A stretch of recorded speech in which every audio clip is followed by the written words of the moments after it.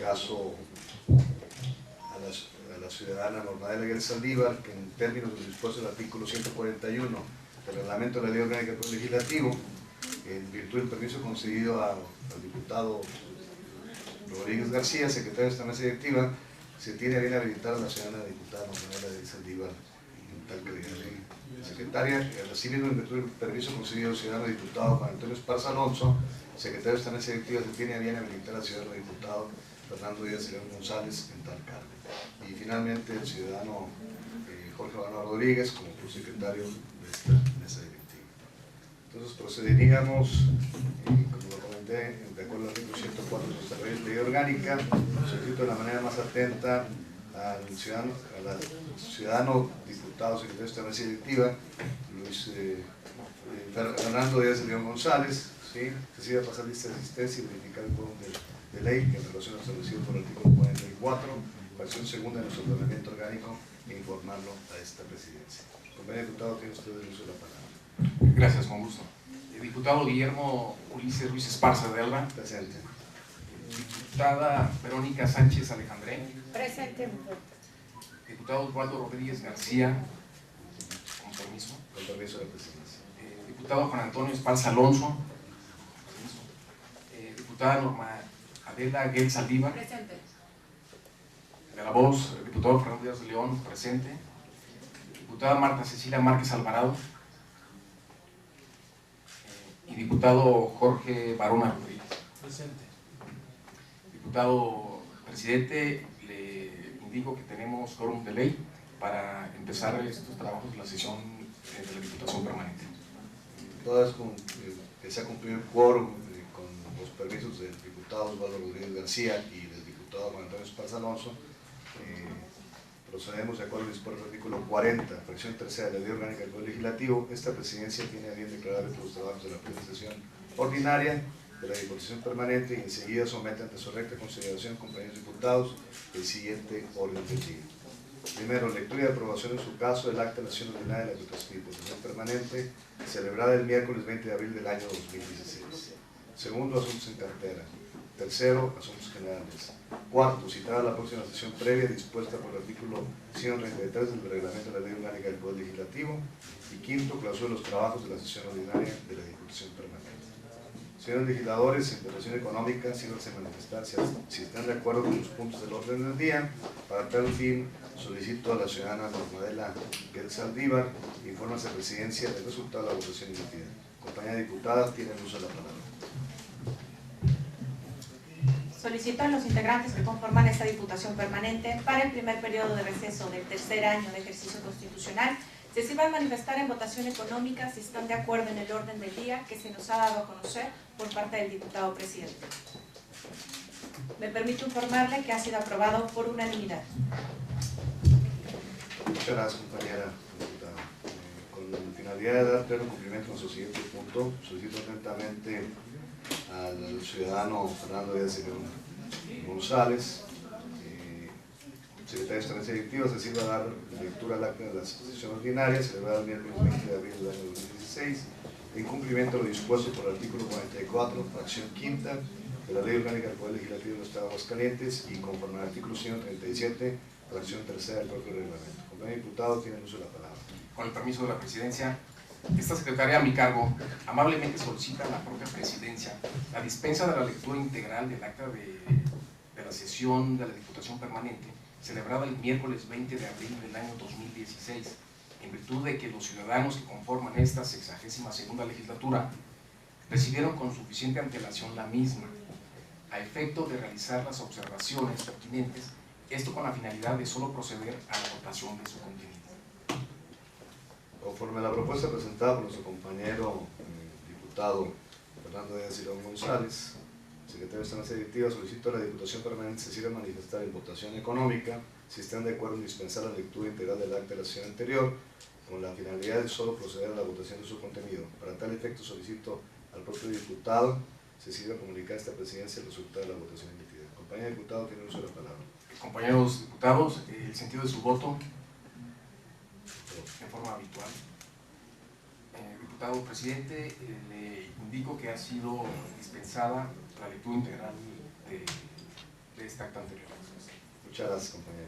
Aprobada la dispensa integral de la lectura del acta de la sesión ordinaria anterior, en votación económica, síganse manifestar, se aprueba el contenido de la misma. Para tal efecto, solicito a la diputada secretaria Normadela Aguirre Saldívar nos dé a conocer el resultado de la votación emitida. Puede proceder, compañera diputada. Gracias. No, pero... No. Compañeros diputados, por favor manifiéstense en la manera como se... A ver, ¿quién? Sí, yo. Okay. La votación, el contenido del acta de la sesión ordinaria de la Diputación Permanente, perdón, me perdí. Así como el cuál es contenido. la pregunta. Sí, no, realmente nada más es si se aprueba en este caso el contenido de la misma. Compañeros, manifiéstense en sentido de su voto para dispensar, Para aprobar el contenido del acta. No. Compañeros, presidente, ha sido aprobado por unanimidad. Al parecer cambiaron los cuadernillos, obviamente por las opciones de los dos compañeros, ¿verdad?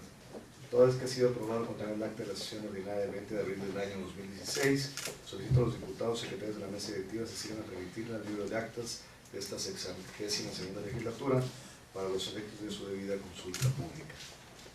A continuación, y en atención a lo relacionado al artículo 44, fracción tercera de la Ley Orgánica del Poder Legislativo, agradecer a los ciudadanos diputados Normadela Aguirre Saldívar y Fernando Díaz de León González, en su carácter de secretario de esta mesa directiva, sean tan amables de presentar ante la Diputación Permanente los asuntos en cartera contenidos en sus respectivas secretarías. Compañeros diputados, tienen el uso de la palabra. Con permiso de la Presidencia, las Secretarías de la Mesa Directiva de la Diputación Permanente para el primer periodo de receso correspondiente al tercer año de ejercicio constitucional de la 62ª legislatura tienen a bien informar a los integrantes de este órgano legislativo acerca de los asuntos en cartera recibidos en esta fecha de la forma siguiente. Número 1.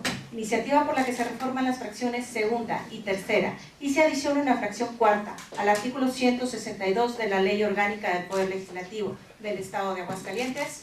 Asimismo, se reforman las fracciones segunda y tercera y se adiciona una fracción cuarta al artículo primero, que reforman las fracciones 12 y 13 y se adiciona una fracción 14 al artículo segundo.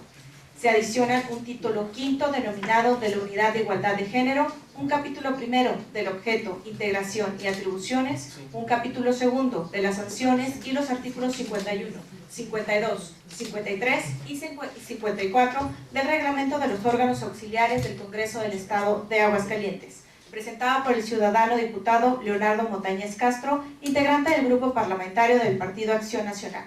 Número 2. Iniciativa por la que se reforman diversos artículos de la Ley Orgánica del Poder Judicial, Ley del Sistema de Justicia para Adolescentes del Estado de Aguascalientes, Ley de Ejecución de Sanciones Penales del Estado de Aguascalientes y la Declaratoria de Incorporación del Sistema Procesal Penal Acusatorio en el régimen jurídico local y de inicio de vigencia del Código Nacional de Procedimientos Penales en el Estado de Aguascalientes, presentada por los ciudadanos licenciados Juan Manuel Ponce Sánchez, María de los Ángeles Viguerías Guzmán, Fernando González de Luna, Francisco Javier Perales Durán, Juan Rojas García, Gabriel Espinosa Castorena y Edna Edith Yada Larraga, magistradas y magistrados integrantes del Pleno del Supremo Tribunal de Justicia del Estado.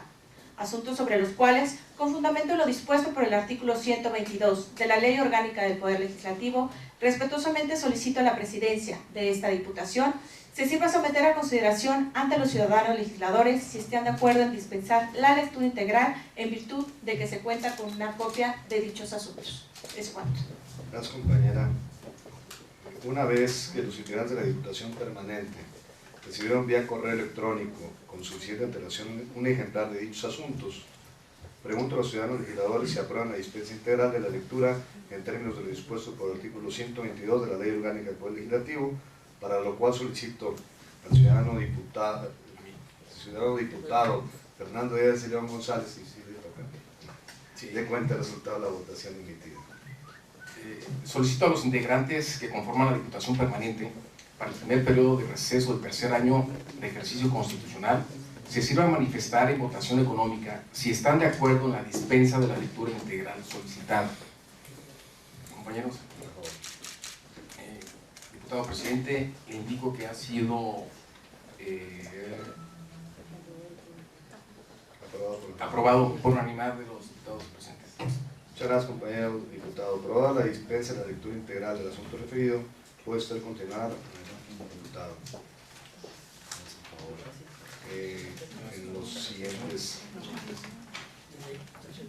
Tercero, oficio signado por el ciudadano Adolfo Suárez Ramírez, de fecha 20 de abril del 2016, por medio del cual comunica a esta Diputación Permanente su reincorporación como legislador ante la 62ª legislatura.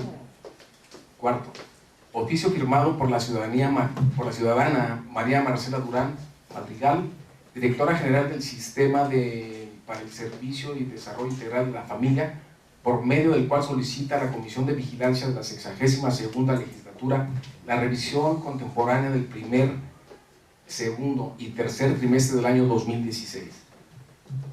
Quinto, oficios procedentes de la Cámara de Senadores del Honorable Congreso de la Unión, así como de las legislaturas de los estados de Hidalgo y Michoacán, por medio de los cuales comunican a este Poder Legislativo la aprobación de acuerdos parlamentarios en las materias de gasto público, acuacultura y penal. Sexto, oficio procedente de la Honorable Legislatura del Estado de Tamaulipas, por medio del cual comunica a este Poder Legislativo diversas actividades parlamentarias inherentes a su propia función constitucional. Ciudadano diputado presidente de la mesa directiva, estos son los asuntos en cartera recibidos por esta Secretaría al 27 de abril del año 2016. Es cuanto, diputado presidente. Muchas gracias, compañero secretario. Todo esto se nos han dado a conocer los asuntos en cartera con la finalidad de darles el curso legal, administrativo o legislativo según corresponda en términos por lo dispuesto en el artículo 40, fracción 9 de la Ley Orgánica del Poder Legislativo. Solicito de la manera más atenta a los ciudadanos diputados, secretarios también de Diputación Permanente, hagan el favor de tomar nota de los acuerdos siguientes. Primero, en lo concerniente a la iniciativa para la que se reformen las fracciones segunda y tercera y se adiciona una fracción cuarta al artículo 162 de la Ley Orgánica del Poder Legislativo del Estado de Aguascalientes. Asimismo, se reforman las fracciones 2 y 3, segunda y tercera, y se adiciona una fracción cuarta del artículo primero. Se reforman las fracciones 12, 13 y se adiciona una fracción 14 al artículo segundo. Se adicionan un título quinto denominado de Unidad de Igualdad de Género, un capítulo primero del objeto, integración y atribuciones, un capítulo segundo de las sanciones y los artículos 51, 52, 53 y 54 al reglamento de los órganos auxiliares del Congreso del Estado de Aguascalientes, presentada por el ciudadano diputado Leonardo Montañez Castro, integrante del Grupo Parlamentario del Partido Acción Nacional, remítese a la Comisión de Reglamentos y Prácticas Parlamentarias para los efectos legales conducentes.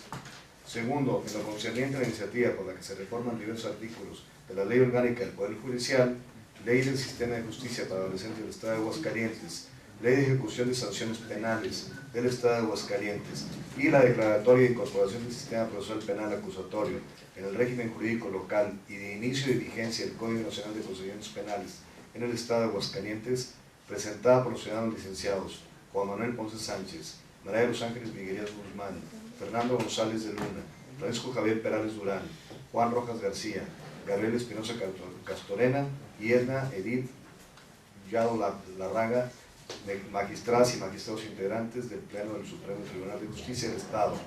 Remítase a la Comisión de Justicia para los efectos legales consiguientes. Tercero, sobre el oficio signado por el ciudadano Adolfo Suárez Ramírez, de fecha 20 de abril del año 2016, por medio del cual comunica esta Diputación Permanente su reincorporación como legislador ante la 62ª legislatura, esta mesa directiva acusa recibo de la misma y solicita a los diputados secretarios proceder en términos legales, legislativos y administrativos correspondientes. Cuarto, en cuanto al oficio firmado por la ciudadana María Marcela Durán Madrigal, directora general del Sistema para el Desarrollo Integral de la Familia, por medio del cual solicita a la Comisión de Vigilancia de la 62ª legislatura la revisión contemporánea del primer, segundo y tercer semestres del año 2006, remítase a la Comisión de Vigilancia para los efectos legales procedentes. Quinto, en lo concerniente a los oficios procedentes de la Cámara de Senadores del Honorable Congreso de la Unión, así como de las legislaturas de los estados de Hidalgo y Michoacán, por medio de los cuales comunican a este Poder Legislativo la aprobación de acuerdos parlamentarios en las materias de gasto público, acuacultura y penal, acúsese el recibo y agradezcase la información de la misma manera, túrense las comisiones ordinarias competentes para su debido conocimiento. Sexto, finalmente, sobre el oficio procedente de la Honorable Legislatura del Estado de Tamaulipas, por medio del cual comunica este Poder Legislativo diversas actividades parlamentarias inherentes a su propia función constitucional, acuso ese recibo y agradezcase la información. Compañeros diputados, secretarios de la mesa directiva, cumplidamente agradecemos a ustedes su disposición para informar sobre el contenido de sus respectivas carteras. Muchas gracias. A continuación, en términos de la fracción primera del artículo 143, en relación a lo dispuesto por la fracción novena del artículo 137 del reglamento de la Ley Orgánica del Poder Legislativo, esta presidencia, en coordinación con la vicepresidencia de esta mesa directiva, procedemos a realizar la insaculación de las boletas de los ciudadanos diputados que se registraron para participar en las asuntos generales.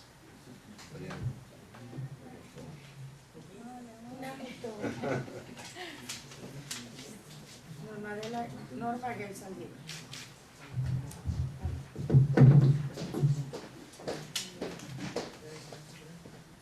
Fernando Díaz de León.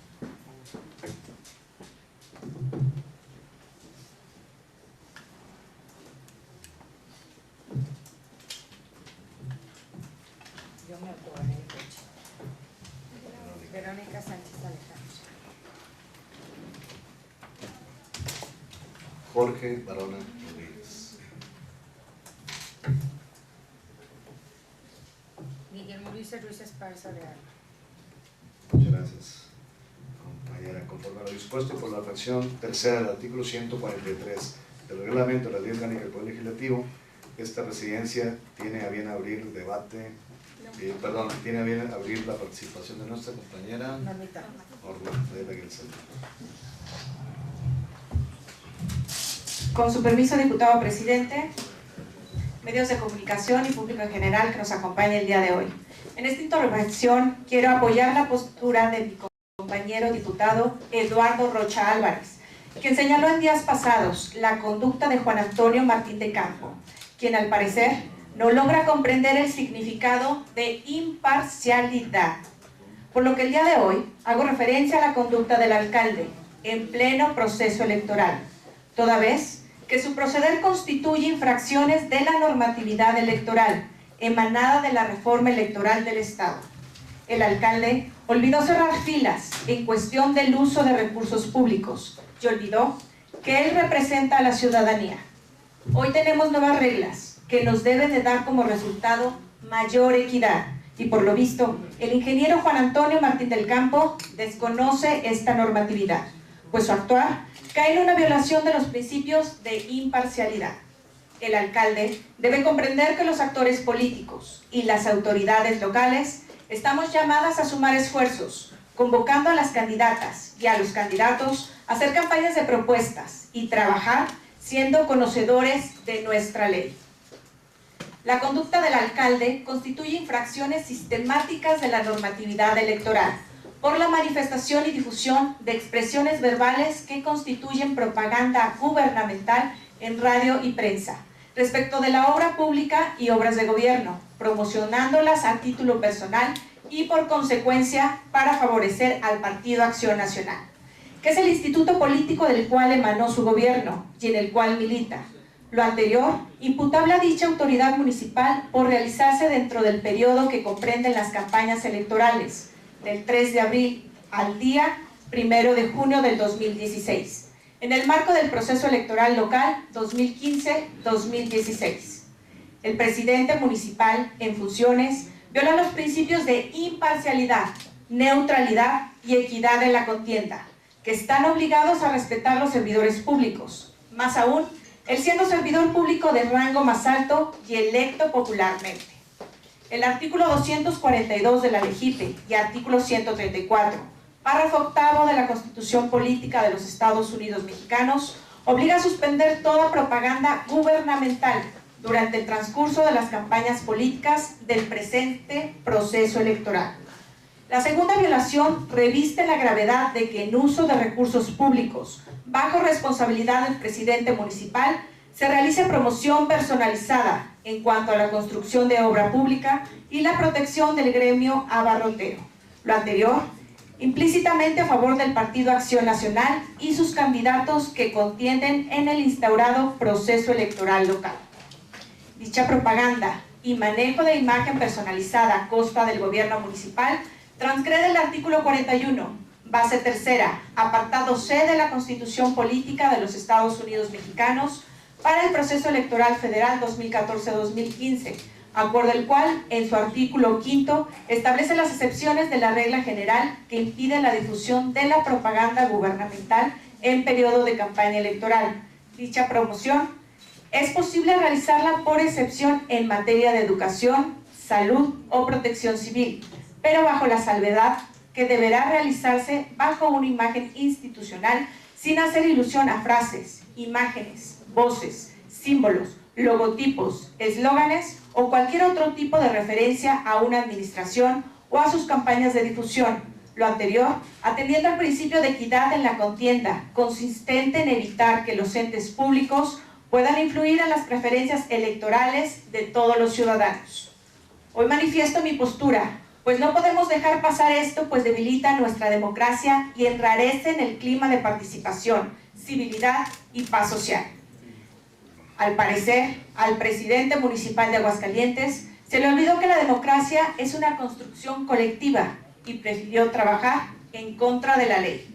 Debemos responder a la ciudadanía con una política de altura, con un claro compromiso social y siempre apegados a nuestro marco legal. Es cuanto. Muchas gracias, compañera. Conforme a lo dispuesto en la fracción tercera del artículo 143 del Reglamento de la Ley Orgánica del Poder Legislativo, esta presidencia tiene a bien abrir el debate sobre el presente tema. Quien desea hacerlo, por favor de manifestar nuestra presidencia, informando que se podrá participar en 2 ocasiones hasta por 5 minutos, sin permiso de perder su turno en el registro de asuntos generales. ¿Alguien que esté interesado en debatirlo? Muy bien, entonces tiene uso de la palabra. Diputado Fernando Díaz de León. Diputado Fernando Díaz de León. Con el permiso de la presidencia, amigas y amigos de los medios. En días recientes, el órgano superior de fiscalización hizo entrega del documento que da cuenta del avance que se ha tenido para solventar las observaciones surgidas de la revisión de las cuentas públicas del 2015, tal como lo indican nuestros marcos normativos en materia de rendición de cuentas. En dicho documento, que recaba y sintetiza la información proporcionada por los organismos internos del control, como las Contralorías municipales y la Secretaría de Fiscalización y Rendición de Cuentas, es posible observar una disparidad en el desempeño que han tenido los diversos entes observados. Si bien algunos cuentan ya con un avance de solventación considerable, existen otros que por diversos motivos no han podido entregar el resultado esperado. Debemos tener en cuenta que solventar las observaciones y cubrir los resarcimientos a que haya lugar es responsabilidad de los mismos entes observados, mientras que los órganos internos de control que les corresponde iniciar y conducir las investigaciones, así como la imposición o absolución de responsabilidades resarcitorias. Si a esto se le suma la labor que por su parte ejecuta el OSFAX, fiscalizando en tiempos y forma los recursos públicos ejercidos por los entes de gobierno, así como el periodo de revisión que se realiza en el interior de la Comisión de Vigilancia, podemos concluir que la fiscalización del erario es una tarea en la que intervienen varios actores, cada uno con funciones específicas que se desarrollan en distintos momentos sin sobreponerse entre sí. Actualmente ya se han ejecutado varias etapas del proceso de fiscalización del año 2014. Las auditorías del órgano superior de fiscalización concluyeron. Posteriormente, la Comisión de Vigilancia ha emitido los dictámenes correspondientes acerca de cada uno de los informes de resultados de los entes auditados, mismos sobre los cuales el Pleno Legislativo ya se pronunció. Es así que ahora toca el turno de las Contralorías Internas de iniciar y substanciar las investigaciones. Es por eso que pido respetuosamente a quienes conforman los organismos internos de rendición de cuentas den celeridad a los trabajos de investigación y substanciación de las observaciones, solventando así cualquier irregularidad que haya podido presentarse en el uso de los recursos públicos. Si bien es cierto que las investigaciones son procesos que requieren elaborarse cuidadosamente para dar los resultados esperados, lo cual hace que no podamos esperar una solventación total en el periodo transcurrido. Se debe reconocer que el avance obtenido específicamente en el ámbito municipal podría ser mejor. Lo que debe quedar claro es que solventar las observaciones producto de las auditorías a las cuentas públicas es una tarea que se realiza con el objetivo de dar certeza a la ciudadanía acerca del uso de los recursos que aportan a través de sus impuestos. Entre otras palabras, se trata de cuidar el dinero que la gente aporta y que, al ser utilizado en labores de gobierno, se transmuta en patrimonio colectivo. Hacer uso adecuado del erario es parte de la obligación que todo funcionario público tiene con la gente. De esta forma, nuevamente invito a los funcionarios de las Contralorías municipales y órganos internos de control a que redoblen esfuerzos para cumplir con la valiosa misión que la ciudadanía les han encomendado. Muchas gracias. Muchas gracias, compañero diputado. Conforme a lo dispuesto en la fracción tercera del artículo 143 del reglamento de la Ley Orgánica del Poder Legislativo, esta presidencia tiene una vez de debate. ¿Alguien que se busca apuntar? No viendo participaciones, está por cerrado. Muy bien, entonces, el siguiente participante es vicepresidenta. Gracias. Buenas tardes, diputados y diputadas, amigos y amigas de los medios de comunicación, ciudadanos. Hago uso de la voz en nombre del Grupo Parlamentario del Partido Revolucionario Institucional y el Partido Verde Ecologista de México para compartir con ustedes una reflexión con motivo del próximo Día del Trabajo. Tomemos a nuestra historia como guía y consejera y veamos en Cananea un gran ejemplo de cómo era la situación obrera hace más de 100 años. Aún en la dictadura porfiriana, cuando la Revolución Mexicana se veía distante y más distante aún la democracia. Fueron compañeros trabajadores mineros, quienes comenzaron este largo proceso de lucha por conquistar libertades. Fueron ellas y ellos los trabajadores hace más de 100 años, quienes lucharon para conseguir que México fuera un país democrático, un país de leyes y de paz, un país como el que hoy conformamos, donde se reconocen los derechos de los trabajadores. Debemos ser congruentes con nuestros procesos históricos. Representantes públicos y sindicatos, estamos obligados a atender las necesidades del trabajador de hoy, del ciudadano que trabaja, que aporta su productividad al crecimiento de México y que exige una mayor participación en la vida pública. Por eso, hay que optar por la transparencia, por el respeto, por el diálogo que conduce al entendimiento y a la construcción de acuerdos. La autonomía sindical debe ser hoy la cuna de la nueva organización social democrática y todos debemos ser respetuosos de la decisión libre de los trabajadores, porque simple y sencillamente los derechos de los trabajadores no son negociables. Como señaló hace siglo y medio Ignacio Ramírez, el nigromante, al descubrir en la organización social un vasto mar de resolución a los propios desafíos de las comunidades. La salvación de los trabajadores está en su concierto. Los trabajadores deben proveerse de las tablas necesarias para frecuentes naufragios. Los sindicatos están llamados a ser fuente de organización social y dignidad humana, en permanente búsqueda de un arreglo equitativo entre el capital y el trabajo. Todos en Aguascalientes hemos trabajado muy duro para convertirnos en un estado progresista y vanguardista. Y si somos reconocidos como una entidad modelo en Latinoamérica en materia de desarrollo económico, es precisamente gracias a que nuestro estado tiene el mejor clima laboral de todo el país. Los trabajadores aguascalentenses son quienes han hecho posible que Aguascalientes sea uno de los estados con mayor crecimiento. La organización democrática de los trabajadores y la permanente preparación y actualización serán vitales para que el trabajo sea mejor remunerado, cuenten con mejores prestaciones y ganen más. El mundo del trabajo en Aguascalientes está llamado a ser la punta de lanza de la sociedad del conocimiento.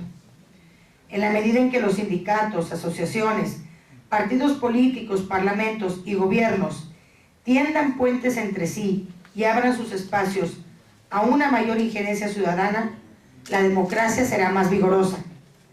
Únicamente en el sistema democrático es posible y natural la participación. La exclusión es propia de los regímenes autoritarios, los cuales tienen como propósito limitar la actividad de las personas en los asuntos públicos.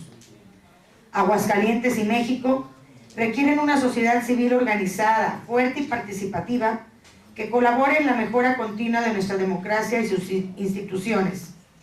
Y la organización gremial abierta y democrática de los trabajadores es vital para fortalecer nuestra vida comunitaria. Felicitamos a los trabajadores, a las madres y padres de familia, a los jóvenes aguascalentenses que trabajan, por su compromiso, por ser mejores cada día y porque su empeño hacen de Aguascalientes un mejor lugar para vivir. Feliz día del trabajo a todos ellos y a todos los presentes. Es cuarto diputado presidente. Muchas gracias.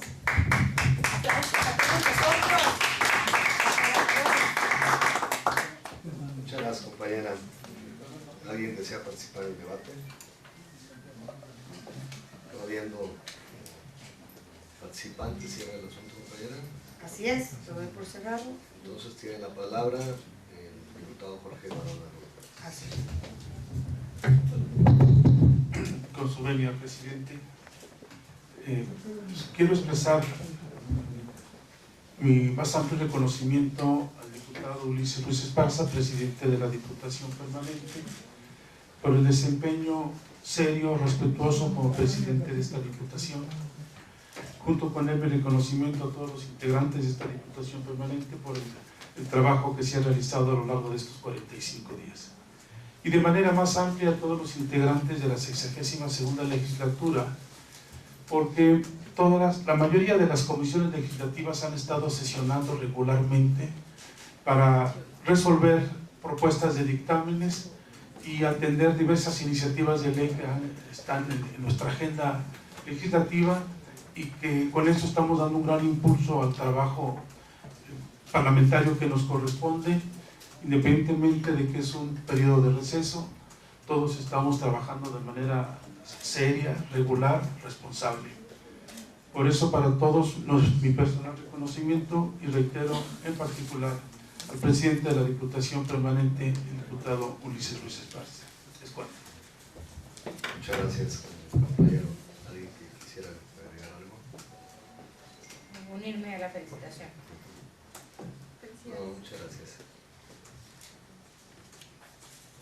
Le damos, compañera diputada, solicito la vicepresidencia a su cargo, de la diputada vicepresidenta Verónica Sánchez Alejandre, sirva a coordinar los trabajos correspondientes de la presente sesión ordinaria, con la finalidad de que su servidor pueda participar en apartados de los generales.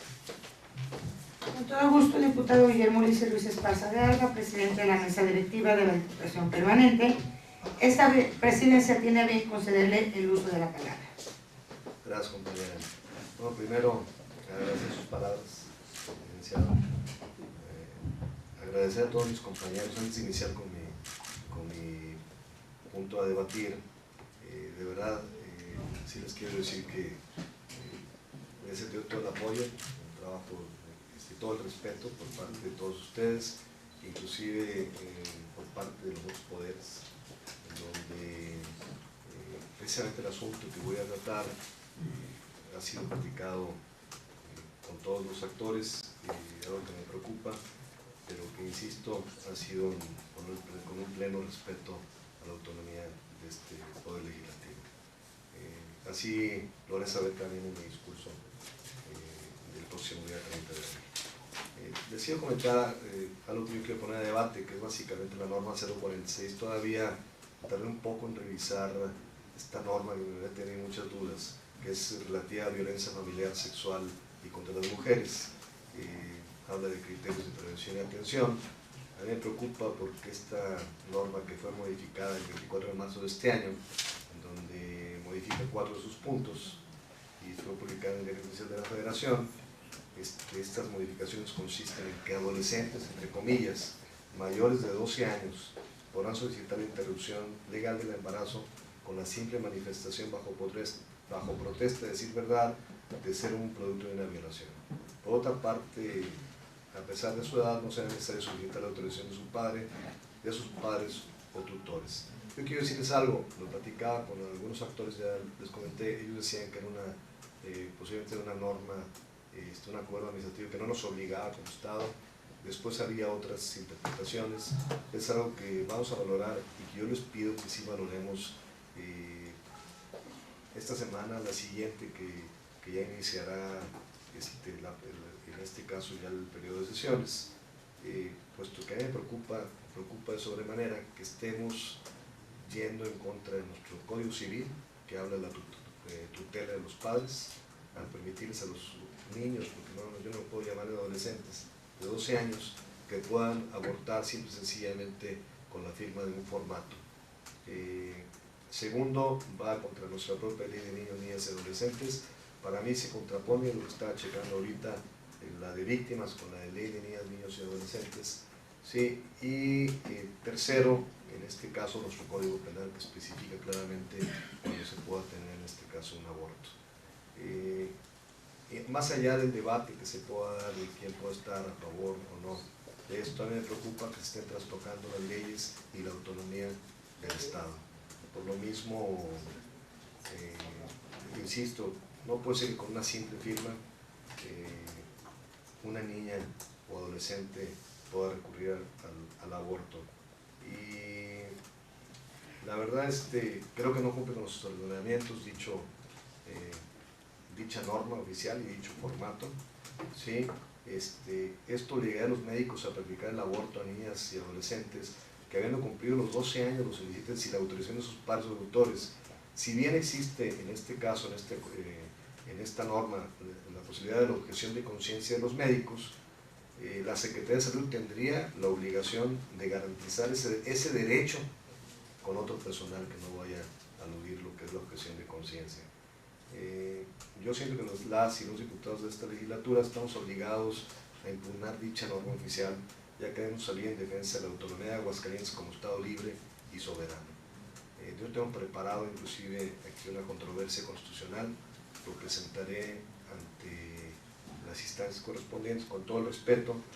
Yo creo que podemos diferir en cuanto a la interpretación de esta norma. Es válido y yo estoy abierto si nos comprueban lo contrario, que no pasará aquí en el Estado, pero sí, sí creo que nos debemos de vacunar, nos debemos de presentarla. No son infalibles en este caso los abogados, que alguien comentaba que se vencía el término el día 24 de abril, 23 de abril, y otros, que son una mayoría, pensamos que se vence este 6 de mayo, si es que metemos una controversia constitucional. La verdad, yo creo que es vacunarnos, y si en el tiempo no nos obligara y no contraviniera nuestras leyes, pues bueno, simple y sencillamente retiraríamos en este caso la posición como Estado, pero sobre todo defenderíamos, insisto, la autonomía del Estado. Y obviamente yo sé que todos los actores aquí en el Estado están a favor de la vida, eso no me queda ninguna duda. Eso es un asunto que no es partidista, es un asunto sencillamente que viene, por lo que comentan, viene de una observación de la Corte Iberoamericana, tengo entendido, de Derechos Humanos. Nos hace una observación, le pide al Estado por una niña que no fue atendida, no le informaron sus derechos, y deriva en esta norma que para nosotros es una recomendación, lo que hicieron, no exactamente a lo que tuviera que cumplir, y es algo que creo que debemos de revisar, como siempre lo hemos hecho en esta legislatura, con responsabilidad, sin partidizar, simple y sencillamente teniendo una postura conjunta como Estado para defender a la sociedad de Aguascalientes.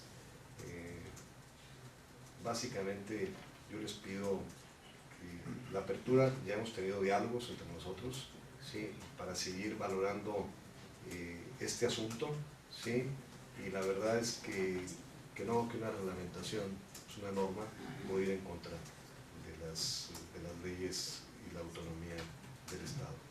Es cuanto, señora Presidenta. Muchas gracias. Si hubiera alguien que quisiera participar en debate. Uy, perdón. Si hubiera alguien que quisiera participar en debate, diputado Barona. Adelante, por favor. Gracias. Desde luego compartimos el interés del diputado Luis Esparza sobre este tema. Es un tema relevante y afecta la sensibilidad de la sociedad de Aguascalientes. Pero no compartimos el criterio de que se está violentando la autonomía del Estado y el orden jurídico del Estado de Aguascalientes. Pienso que debemos proceder a una lectura integral de esta norma, que no solo es el párrafo al que usted alude, son varias normas que se incluyen en este conjunto, las 6427, 6428, 661 y 6729. En su conjunto da una explicación de cómo el personal médico de los hospitales públicos deberán proceder en estos casos. Primero, es más que la adecuación a una recomendación de la Comisión Interamericana de Derechos Humanos, que ese fue un origen, responde a una adecuación a la Ley General de Víctimas. Esta norma interpreta y aplica esta disposición del artículo 5 de la Ley General de Víctimas. Si me permiten, voy a darle lectura. Los mecanismos, medidas y procedimientos establecidos en esta ley serán diseñados, implementados y evaluados aplicando los principios siguientes. Dignidad. La dignidad humana es un valor, principio y derecho fundamental, base y condición de todos los demás. Implica la comprensión de la persona como titular y sujeto de derechos y a no ser objeto de violencia o arbitrariedades por parte del Estado o de los particulares. En virtud de la dignidad humana de la víctima, todas las autoridades del Estado están obligadas en todo momento a respetar su autonomía, a considerarla y tratarla como fin de su actuación. Igualmente, todas las autoridades del Estado están obligadas a garantizar que no se vea disminuido el mínimo existencial al que la víctima tiene derecho ni se ha afectado el núcleo esencial de sus derechos. Hubo una reforma del 3 de mayo del 2013, publicada en el periódico oficial de en el Diario Oficial de la Federación, repito, de mayo 3 de 2013, que la letra dice: en cualquier caso, toda norma, institución o acto que se desprenda de la presente ley serán interpretados de conformidad con los derechos humanos reconocidos por la Constitución y los tratados internacionales, de los que el Estado mexicano se aparte, aplicando siempre la norma más benéfica para la persona. Tiene razón el diputado en cuanto a que esa recomendación de la Comisión Interamericana de Derechos Humanos es recomendación y no es vinculatoria, pero esta disposición de la ley, que habla ya de respetar los tratados internacionales, ya establece un carácter de obligación para el Estado mexicano. Y algo muy importante, otro principio, buena fe, que es realmente la base sobre la cual se reformó esta norma oficial mexicana en la materia que nos ocupa. Dice: las autoridades presumirán la buena fe de las víctimas. De ahí que solamente están pidiendo que la víctima haga una declaratoria y suscriba, confiando en la honestidad, la buena fe de la persona, de que fue víctima de un abuso. Los servidores públicos que intervengan con motivo del ejercicio de derechos de las víctimas no deberán criminalizarla o responsabilizarla por su situación de víctima, y deberán brindarle los servicios de ayuda, deberán prestarle los servicios de ayuda, atención y asistencia desde el momento en que lo requieran, así como respetar y permitir el derecho efectivo de sus derechos. Hay otras puntualizaciones del artículo 5 de la Ley General de Víctimas, pero solo menciono estas partes que considero relevantes. Es decir, el principio es evitar la doble victimización. La niña o adolescente que haya sido objeto de una agresión sexual, no victimizarla doblemente. De todas maneras, la norma que obliga al personal médico de las instituciones públicas de salud establece que la aplicación de esta norma, con estos criterios que se establecen, leo el segundo párrafo, dice: en todos los casos deberá brindar a la víctima en forma previa a la intervención médica, deberán brindar información completa sobre los posibles riesgos y consecuencias del procedimiento a que se refiere el párrafo anterior, a efecto de garantizar que la decisión de la víctima sea una decisión informada conforme a las disposiciones aplicables, es decir, el Código Penal de Aguascalientes, la Ley de Niñas, Niños y Adolescentes y el Código Civil del Estado. No está violentando la normatividad del Estado, está sujetando que la actuación de los médicos deberá ser respetar a la víctima, creer en la buena fe de la víctima, proteger sus derechos como víctima, pero informarla ampliamente de las consecuencias de su acto conforme a las disposiciones aplicables. Entonces, en una lectura integral de estas normas comprendemos que no necesariamente se está afectando a la autonomía del Estado ni nuestro régimen jurídico. El párrafo 6.6.1 dice: corresponde a los prestadores de servicios de salud informar a la persona afectada sobre su derecho a denunciar. Es un derecho de la víctima, no una obligación, pero se le informará que tiene derecho a presentar una denuncia para efecto de proceder. Denunciar los hechos de violencia que se presenten, así como de la existencia de la Comisión Ejecutiva de Atención a Víctimas y de las comisiones ejecutivas de las entidades federativas o sus equivalentes y de los centros de apoyo disponibles responsables de orientar a las víctimas sobre los pasos a seguir para acceder a los servicios de atención, protección y defensa para quienes sufren de violencia familiar o sexual, facilitando y respetando la autonomía en sus decisiones e invitando a continuar el seguimiento médico, psicológico y de trabajo social. Creo que si damos esta lectura y esta interpretación integral, vemos que no es necesariamente el caso al que alude el diputado Ulises Ruiz Esparza.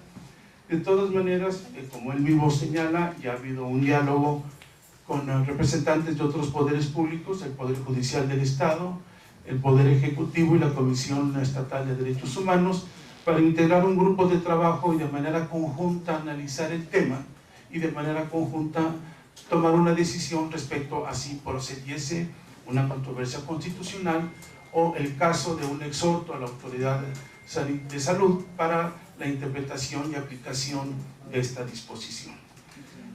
Algunos abogados, algunos especialistas en derecho constitucional señalan que en todo caso la controversia constitucional debió haberse dado respecto a este artículo 5 de la Ley General de Víctimas y no sobre esta disposición meramente administrativa, que no es sino un protocolo de actuación de los médicos que respetan este principio del artículo 5 de la Ley General de Víctimas, con lo que me he permitido dar lectura, pero subrayo este aspecto que es sustancial y que quizá ha sido pasado por alto. En todos los casos la decisión será conforme a las decisiones, a las disposiciones jurídicas aplicables. Entonces, con eso queda cubierto de que no se violenta el régimen jurídico del Estado ni la autonomía. Es cuanto.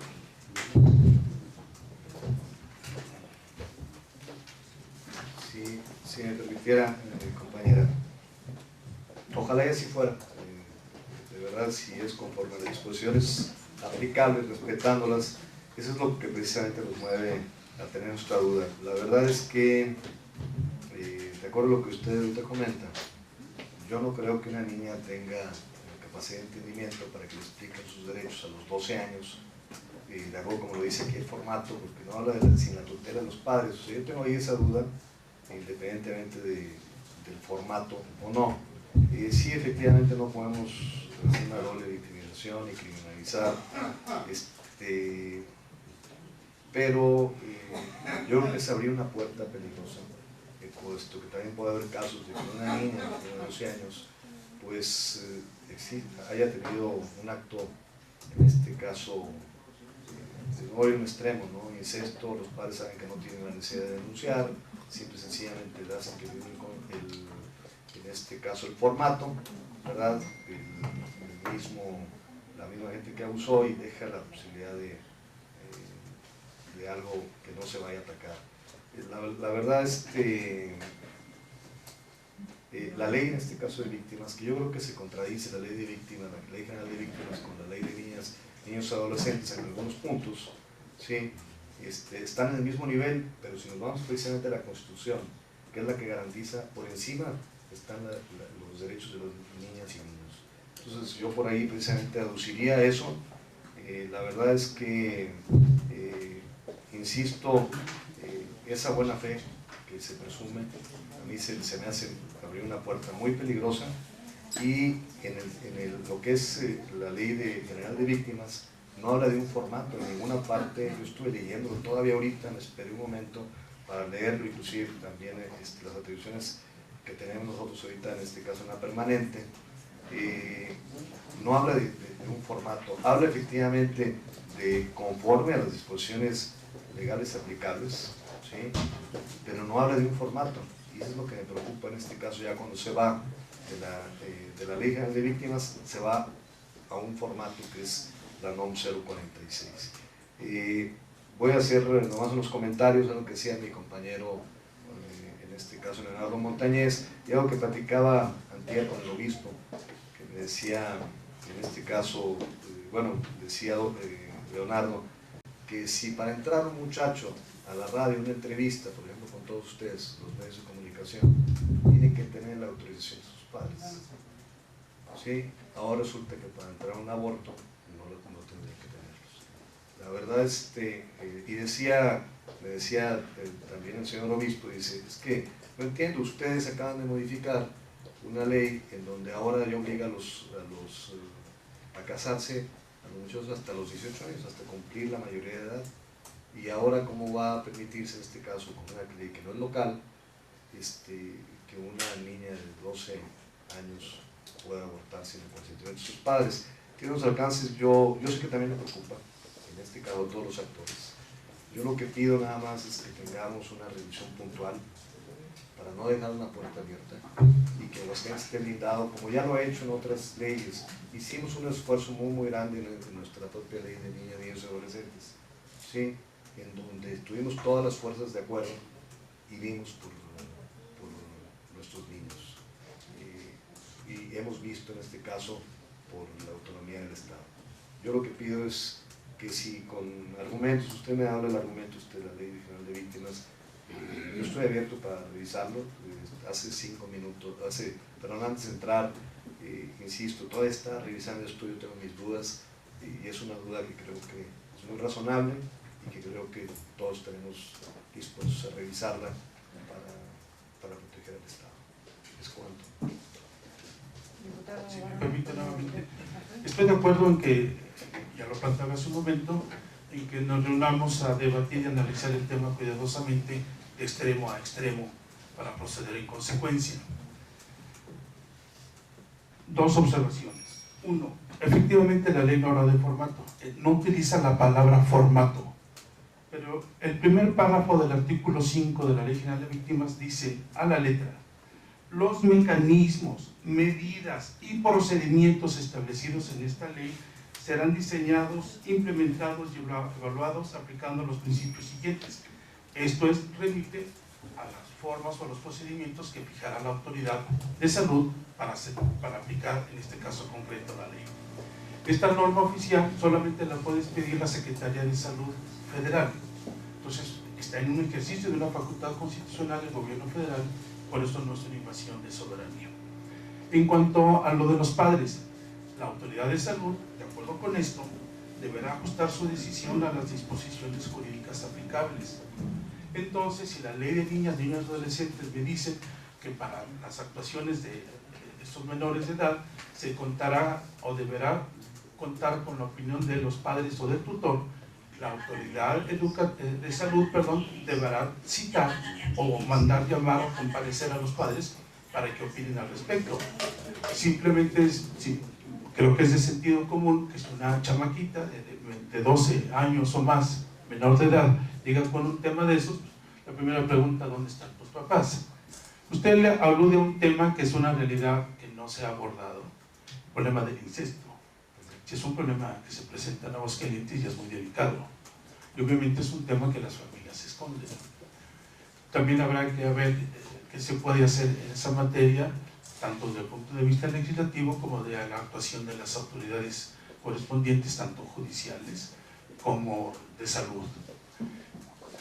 Pero aún en ese supuesto, será el propio padre de familia o el familiar cercano, pues el que avalará que haya, en su caso, un aborto.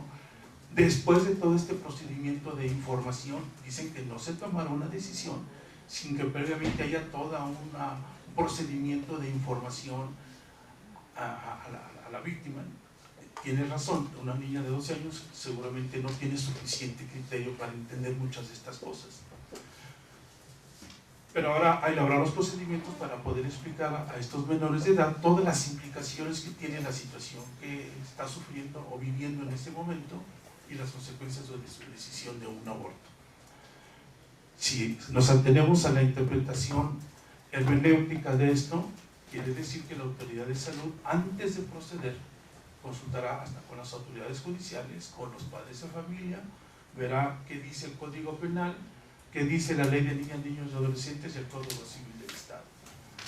De todas maneras, con la posibilidad, que creo que es la preocupación de usted, de que pudiera haber algún abuso o una displicencia por parte de la autoridad de salud y que no se cuiden bien estas formalidades.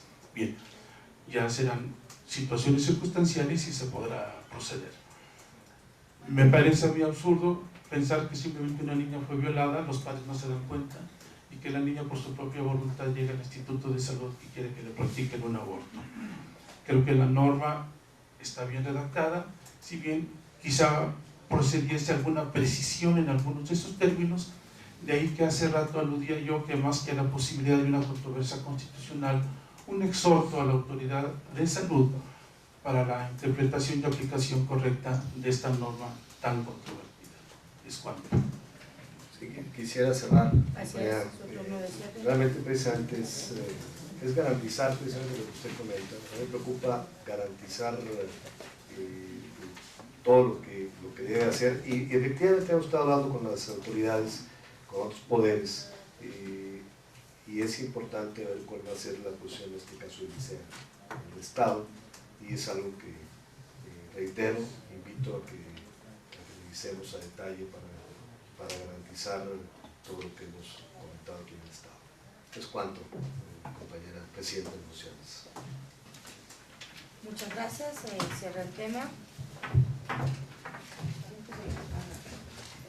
Señor diputado Guillermo Ulises Ruiz Esparza Galva, en su calidad de diputado presidente de la mesa directiva de Diputación Permanente, sea usted por favor tan amable de retomar la coordinación de los trabajos legislativos concernientes a la presente diputación con la finalidad de continuar con nuestra función constitucional. Muchas gracias, compañera diputada. Compañeros diputados que integran la Diputación Permanente con la finalidad de dar trámite legal correspondiente a las peticiones y solicitudes que realizaron en este punto de Asuntos Generales, esta presidencia se permite exhortar a todos ustedes para que dichas promociones las presenten por escrito a fin de otorgarles el trámite respectivo.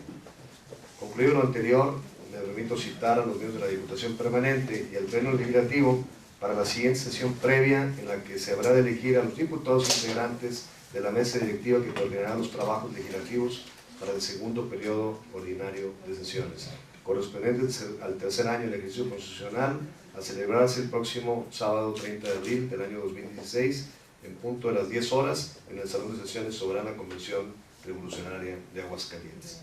Para tal efecto, esta presidencia tiene bien instruir al licenciado Miguel Ángel Herrera, secretario general del Poder Legislativo, a efecto de realizar las notificaciones correspondientes a los integrantes de la 62ª legislatura. Agotados los puntos del orden del día, siendo las 12 horas con 13 minutos del miércoles 27 de abril del año 2016, declaro clausurados los trabajos de la presente sesión ordinaria de la Diputación Permanente. Muchas gracias por su asistencia.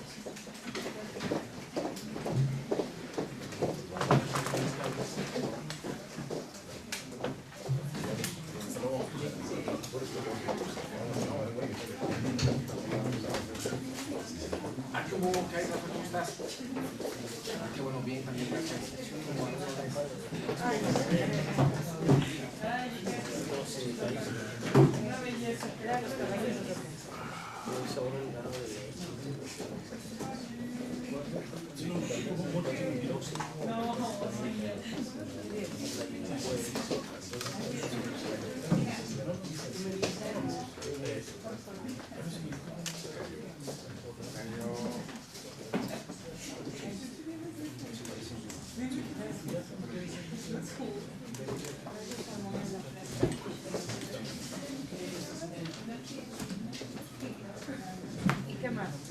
Y nada más eso, va a haber lo de una innovación de la blindada, de la empresa de blindar por si se canceló. Ah, la de IBM.